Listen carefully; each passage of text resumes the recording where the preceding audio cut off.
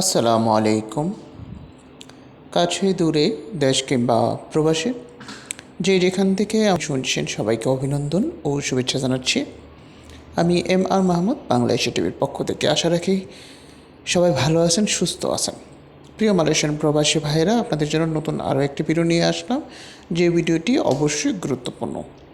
ইতিমধ্যে আপনারা জামাতান ইমিগ্রেশনের যে ওয়েবসাইট আছে, ফেসবুক পেজ আছে এবং বাংলাদেশ হাই কমিশনের ফেসবুক পেজ আছে, ওইখানে কিন্তু আপনারা একটা জিনিস দেখতে পাচ্ছেন, সেটা হচ্ছে STO 2.00 প্রোগ্রাম, যেটা হচ্ছে সাধারণ ক্ষমা।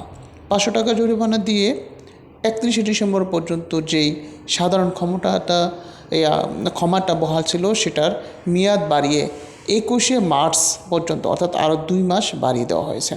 যারা আনডকুমেন্টেড, অর্থাৎ সরল ভাষায় যারা অবৈধ অবস্থায় মালয়েশিয়াতে আছেন, আপনারা ইচ্ছে করলে বাংলাদেশে ফ্লাইট করতে পারবেন মাত্র 500 টাকা জরিমানা দিয়ে।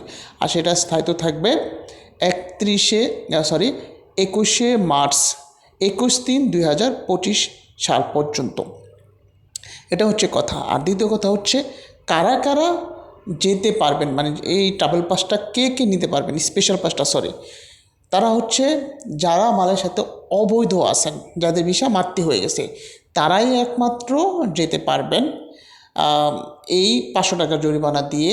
এটা হোক ট্যুরিস্ট ভিসা, স্টুডেন্ট ভিসা বা যে কোনো ভিসা হোক, আপনি শুধু এই দেশে আনডকুমেন্টেড হইলেই আপনি বাংলাদেশে বা বিশ্বের যে কোনো জায়গায় ফ্লাইট করতে পারবেন স্পেশাল পাস সংগ্রহণ করে।